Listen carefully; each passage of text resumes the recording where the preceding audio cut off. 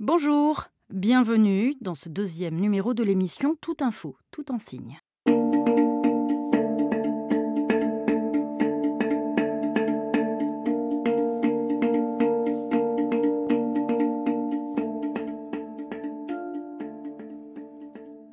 Vous avez été nombreux à regarder et à apprécier notre premier numéro et nous vous en remercions.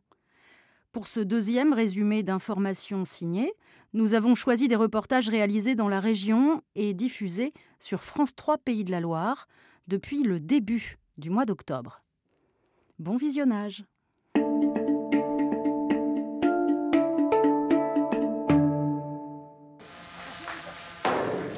C'est une première en France, l'inauguration d'une éolienne flottante. Conçue dans la région, elle a été assemblée à Saint-Nazaire. Cette éolienne sera bientôt solidement ancrée sur un socle en béton à 22 km de la côte, au large du Croisic. Le vent marin fera tourner ses pales et produira de l'énergie. Un câble, enfoui à 33 mètres sous le niveau de la mer, fournira de l'électricité à 5000 foyers. L'éolienne sera testée pendant 2 ans. L'objectif, en 2020, c'est d'installer un parc éolien flottant de 50 éoliennes au large des côtes françaises. La France commencerait ainsi à rattraper son retard, car le long de nos côtes, aucune éolienne à l'horizon, alors que dans le reste de l'Europe, on dénombre plus de 2000 éoliennes offshore.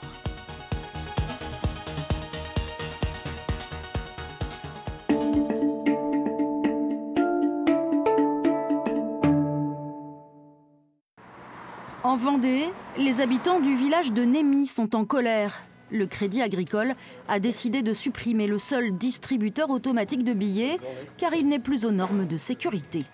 Les clients de la banque pourront toujours retirer de l'argent chez les commerçants, mais pas après 19h.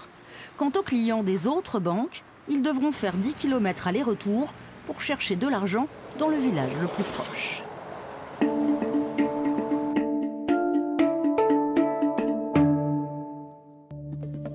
Jardiner en ville, c'est possible et c'est très à la mode, même si on a un tout petit espace. À Nantes, une jeune entreprise propose d'acheter des semences garanties biologiques. Les graines sont contenues dans une boîte et livrées chez le client. J'ai voulu remettre tout ça au goût du jour avec un concept où on puisse en fait commander en ligne sur Internet et avoir les graines et surtout les conseils. Parce que c'est des débutants, en fait, nos clients. Autre initiative, tout en haut de cet immeuble, sur le toit, le propriétaire a installé une serre collective, un jardin qui permet aux habitants de se rencontrer et de cultiver leurs propres légumes. Depuis quelques années à Nantes, l'agriculture urbaine est en expansion. Les jardins collectifs au pied des immeubles se multiplient. Il est même presque impossible d'obtenir une parcelle de jardin familial. 1000 candidats sont déjà sur les listes d'attente.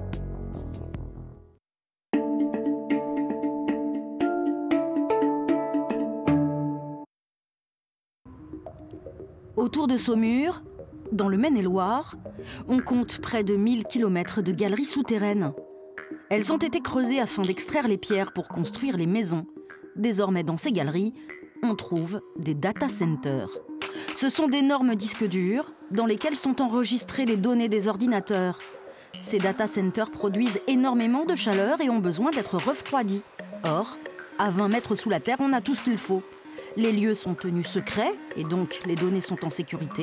Et on profite de la climatisation naturelle avec 12 degrés toute l'année, un dispositif ancestral au service de la technologie numérique.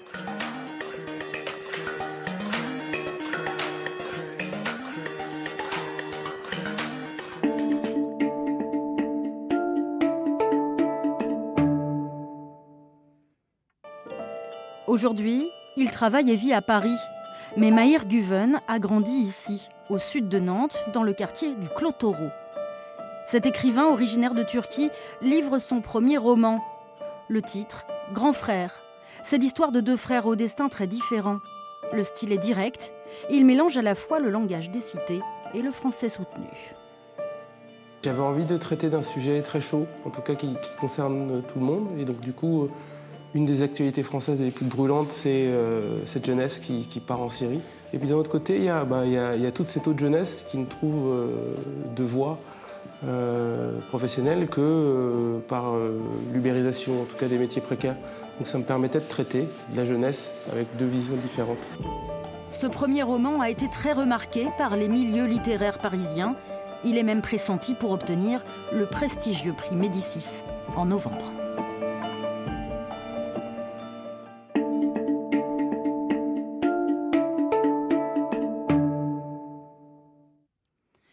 Cette Nantaise a rapporté au château des Ducs de Bretagne des souvenirs de sa jeunesse, comme ses toutes premières chaussures.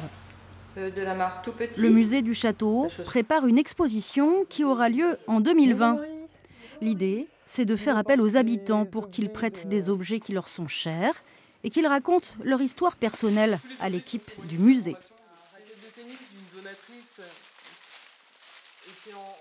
Sourds ou entendants, les Nantais qui souhaitent participer à l'exposition et partager leurs souvenirs d'adolescence ou de jeunesse peuvent envoyer un mail à cette adresse.